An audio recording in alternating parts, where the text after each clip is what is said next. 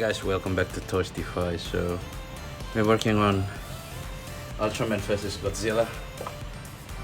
This is a recreation from my old shot from PK3.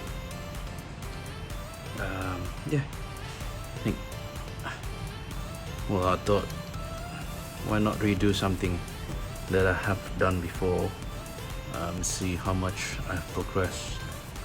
And setup is a tad different because I don't want to make it the same, but you can tell that the skill and the setup should improve with the lighting, and the illusion created should make more sense than before.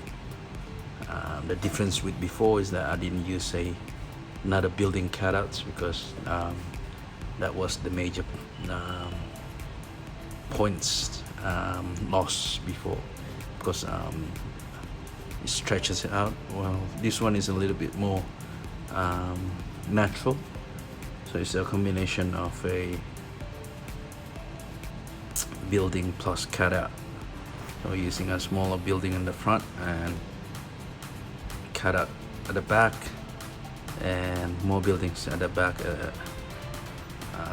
just to complete the illusion of two gigantic beings fighting, or just about to go down.